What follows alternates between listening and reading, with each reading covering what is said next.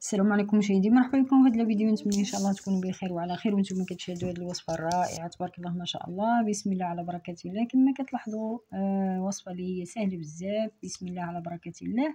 انا سبق لي وقدمت معكم هذه المكونات ولا هذه المقادير هذه اللي كنديروا بهم بزاف ديال يعني التنوع هذا، وهي بعجينه وحده ولا مكونات وحدين.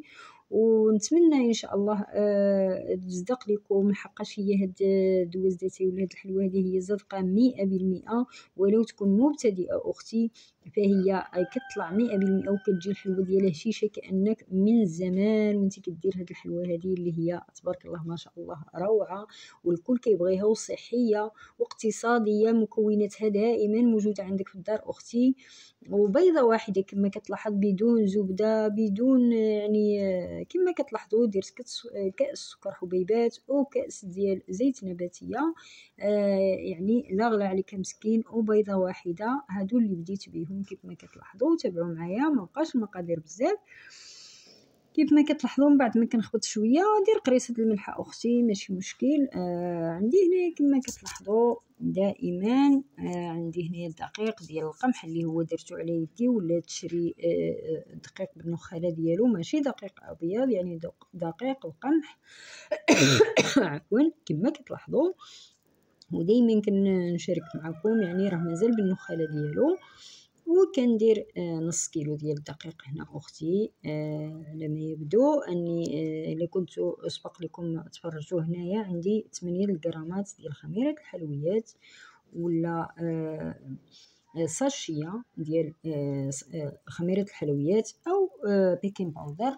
كيف ما كتلاحظوا كان من الاحسن نتوما دائما هذه النصيحه ديروا الدقيق شويه بشويه او شيئا فشيئا. على هذا الشكل هذا غادي ندخل يدي كما دائما على الطريقه التقليديه باش نتحكموا في القوام ديال الحلوى دوازداتي ديالنا.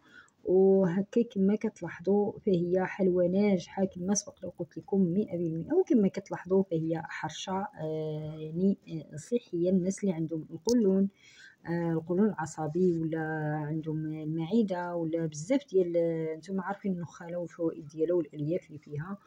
ومع دقيق القمح، يعني ماشي دقيق ابيض. وكيف ما كتلاحظوا غير كنكورها كنعبزها شي شويه، يعني ماشي نعجنها بحال العجينه، وانما غير كنكورها حتى كيتماسك ليا هذاك. كما كتلاحظوا هذه باش خلطت، يعني كنحاول نشارك معكم الطريقه كامله. يعني بعض الاحيان كيكونوا المبتدئات كيبقاو يمسحوا في الشراوط كيمسحوا في الزيوفه وهداك الشيء. وكما كتلاحظوا هذه هي العجينه ديالنا، فهي سمراء بقى يعني تبارك الله بالنخاله. وكيف كتلاحظوا غادي نحتفظ بها باش ندوز نبدا نكور ولا ندير الحلوه ديالنا. كما كتلاحظوا معايا غادي ندير واحد الكاس باش نتقل دائما باش ناخذ يعني الشكل اللي حبيت. نحاول نقربكم من الصوره اكثر فقط. كما كتلاحظوا عندي هنا سكر حبيبات.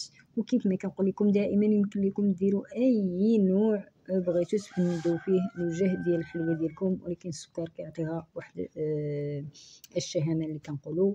هنا غادي نكوروا القياس بين عينينا باش يجيو لنا قد ولا يعني نفس الحجم.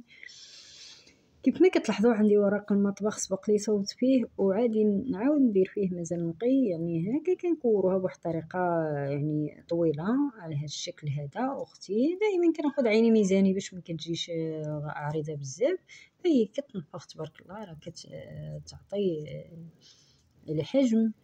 وهكا كندير واحد انا عندي دايره لاطه تبارك الله، راه كتحط كميه هائله تبارك الله ما شاء الله. وهذا الحلوه هذه يمكن لك تقدمها للضيوف لجميع المناسبات، فهي ما كديموضاش، فهي من زمان. وفقط دخلت عليها انا بعض يعني بعض بحال النخاله، بحال يعني بعض المكونات اللي كيخليوها تكون صحيه اكثر مع هذا العصر هذا، يعني القليل فين كناكلوا النخاله ولا وهكا خوتي خواتاتي. من بعد ما كنسالي الكميه اللي انا عندي ولا اللي غادي ندير، مع العلم انا قلت لكم عندي لاطه اخرى، ولكن ضروري قلت مع مزروبه، قلت ضروري خصني نشارك معكم فقط هذه. كما كتلاحظوا زريعه ديال اليقطين، حيدت ليها القشور وكنزين بها، فهي صحيه. وكاين اللي يقول زرعه القراع. المهم باش نحاول نوصل المعلومه لكافه الاخوه والاخوات. تبارك الله ما شاء الله. كنشكركم بزاف خوتي خواتاتي على تعليقاتكم، واي استفسار خليولي في التعليقات ان شاء الله نجاوبكم.